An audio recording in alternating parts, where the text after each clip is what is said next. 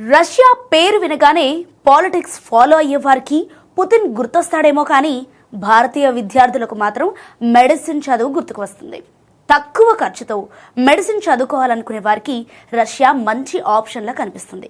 Yes, ఇండియాలో seat దొరకని విద్యార్థులకు మరో అవకాశంగా కనిపించే దేశాల్లో రష్యా కూడా ఒకటి. ఏజెంట్లు చూపించే బ్రోచర్లు, యూనివర్సిటీ ఫోటోలు, అక్కడ చదువుతున్న సీనియర్ల వీడియోలు కలిసి రష్యాను ఒక సురక్షితమైన విద్యా మార్గంగా భావించేలా చేశాయి. అయితే అక్కడ చదువుతున్న భారతీయ విద్యార్థులు వరుసగా ఫిర్యాదులు చేస్తుండటం తీవ్ర చర్చకు దారితీసింది. ఇంతకీ ఇండియన్ స్టూడెంట్స్ కి రష్యా సేఫేనా?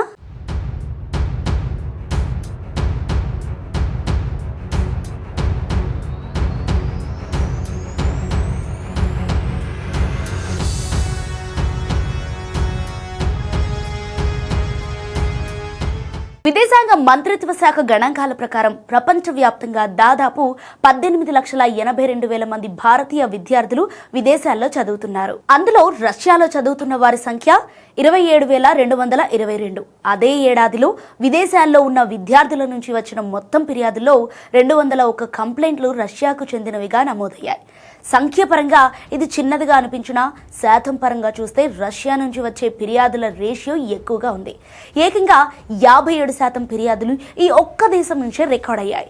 ఈ ఫిర్యాదుల స్వరూపాన్ని కూడా అర్థం చేసుకుంటే అసలు విషయం బోధపడుతుంది. అనధికారిక పార్ట్ టైం పనుల్లో వేతన సమస్యలు, వసతి గృహాల వివాదాలు, మోసపూరిత అడ్మిషన్, హామీలు, వివక్ష ఆరోపణలు, డాక్యుమెంటేషన్ సమస్యలు లాంటి అంశాలు ఎంబసీ స్థాయికి చేరినట్టు నివేదికలు చెబుతున్నాయి.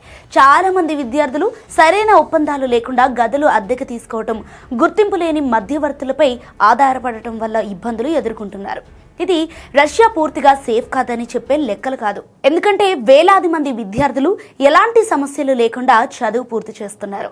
రష్యాలో మెడికల్ యూనివర్సిటీలు ఎంతో కాలంగా భారతీయ విద్యార్థులను ఆకర్షిస్తున్నాయి. తక్కువ ఫీజులు, ప్రవేశ ప్రక్రియ ఈజీగా ఉండటం ఇప్పటికీ ప్రధాన ఆకర్షణలే. అయితే వాస్తవం ఏంటంటే అక్కడికి వెళ్లే విద్యార్థులు అదనపు జాగ్రత్తలు తీసుకోవాల్సిన అవసరం స్పష్టంగా కనిపిస్తోంది.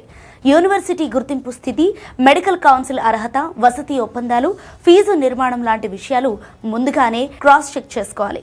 వెళ్లిన వెంటనే భారత రాయబార కార్యాలయంలో పేరును నమోదు చేసుకోవటం, అత్యవసర సంప్రదింపు వివరాలు దగ్గర ఉంచుకోవటం అవసరం. కాబట్టి రష్యా సేఫ్ కాదని చెప్పటం కంటే అప్రమత్తత తప్పనిసరి అని చెప్పటం వ్యాలిడ్. ఇక మరోవైపు రష్యా విషయంలో మరో కీలక అంశం రాజకీయ పరిస్థితులు.